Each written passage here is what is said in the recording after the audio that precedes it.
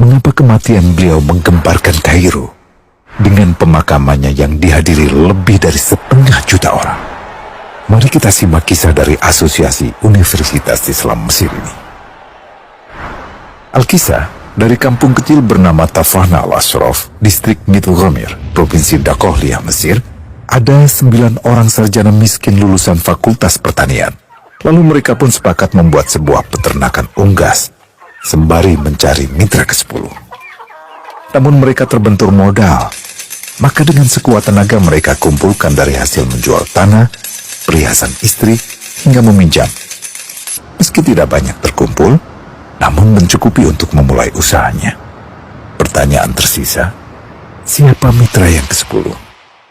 Insinyur Solah, satu dari mereka pun berkata, "Aku sudah menemukan mitra yang ke-10. Siapa?" kata teman-temannya. "Allah," lanjutnya. "Allah akan menjadi mitra usaha kita yang ke-10.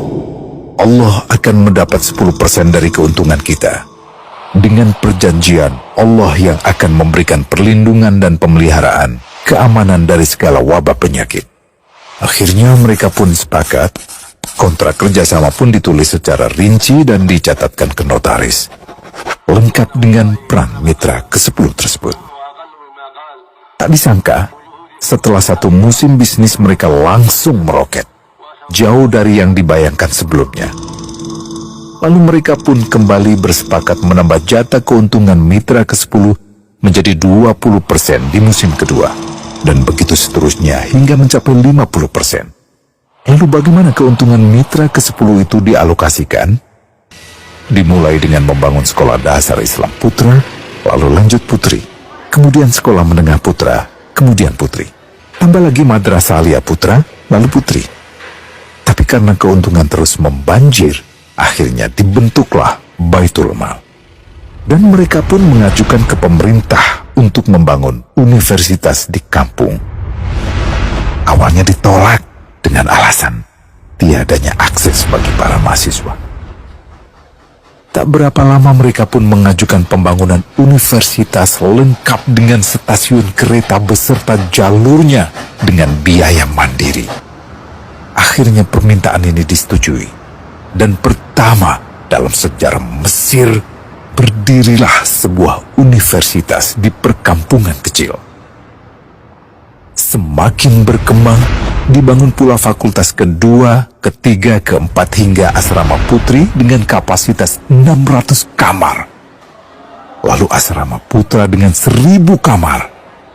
Tiket kereta api pun digratiskan untuk memudahkan transportasi menuju kampung tersebut. Tak cukup hanya itu, dibangun Baitul Mal berikutnya hingga hilang kemiskinan di daerah tersebut. Dan program ini diduplikasi ke kampung-kampung lain hingga bisa dikatakan tak ada kampung yang disinggahi Insinyur Solah kecuali akan dibangun Baitul Mal untuk warga.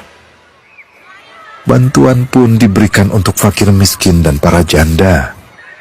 Pemuda pengangguran pun dilatih untuk mengelola perkebunan sayur hingga mandiri, bahkan sampai bisa mengekspor ke negara tetangga.